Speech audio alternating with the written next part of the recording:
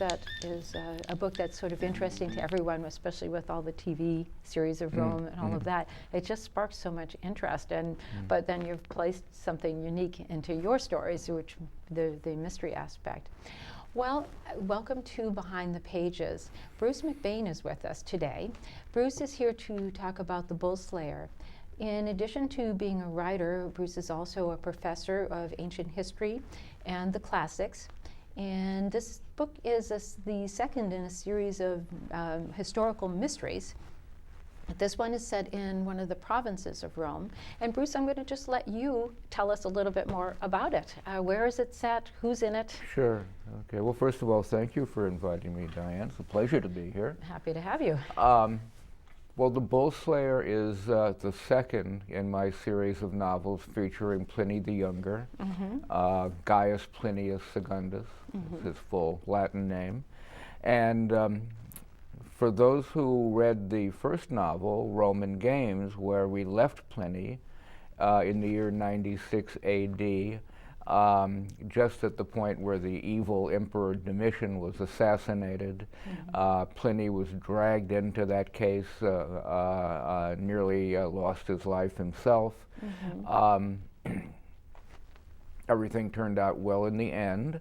And in this novel, I've jumped ahead 14 years, which might seem a little strange, but to the next event in Pliny's life, which we really know a lot about and which I thought was interesting enough to be the setting for a novel. Pliny is now well along in his career, and he's been appointed by the Emperor Trajan to be the governor of Bithynia Pontus, which is a district of what is today Turkey along the Black Sea. And it is the most corrupt, most mismanaged, most turbulent province in what is, in general, a very peaceful and a very prosperous empire. But things are not going well in Bithynia. And Pliny has been sent there to knock heads together, straighten things out, find out who's been stealing all the money, because and reform the finance. Because as he arrives, he really finds quite a state of chaos. So does he feel up to this job? I mean, he's been appointed governor, and does he feel up to it? One frequently feels that he does not. I should just say parenthetically before we get into this that what we know about this are from Pliny's own letters. Pliny was a huge letter writer. We have hundreds of his letters covering the whole period of his career, so that we know him better than perhaps few other characters in antiquity, maybe with the exception of Cicero. And one whole book of the letters, book 10 of the letters, are exclusively letters from him to the emperor and the emperor's replies from the concerning what's going on in the province of Bithynia. And frequently in these letters, Pliny is saying, please advise, what do I do now? I've just uncovered this mare's nest of corruption, and should I do this, and should I, and sometimes with excessive forbearance, Trajan will write back, Pliny, you're there.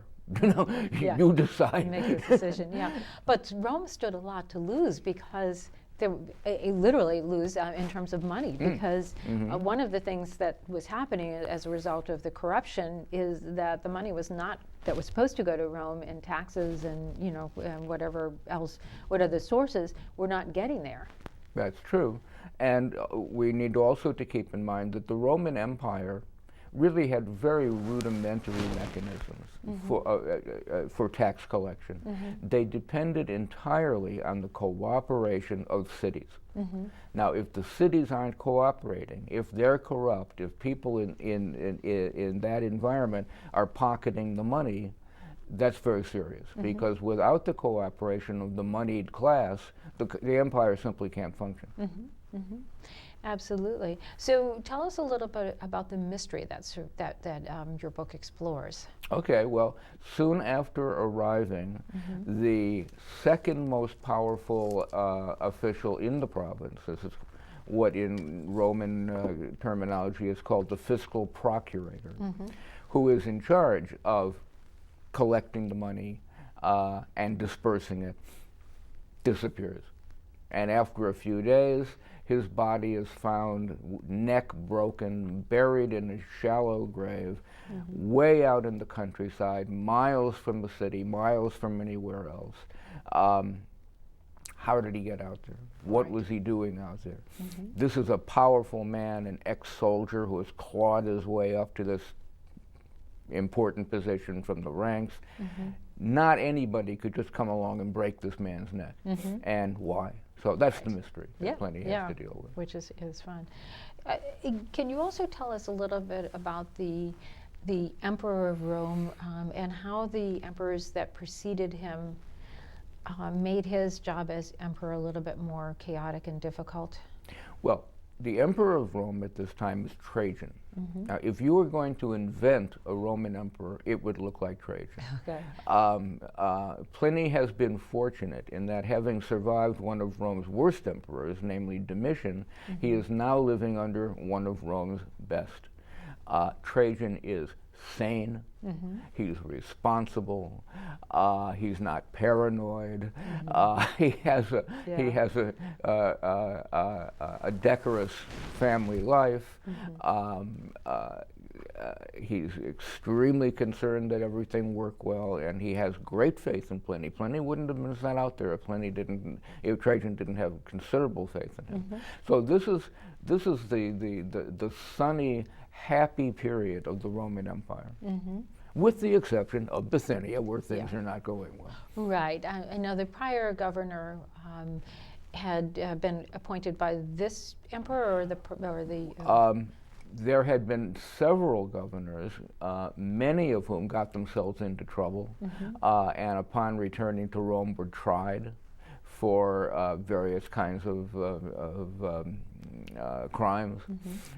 It was kind of a graveyard of emperors. And so finally, Trajan descends to send out clearly who he thought was his best, namely Pliny. Okay. All right.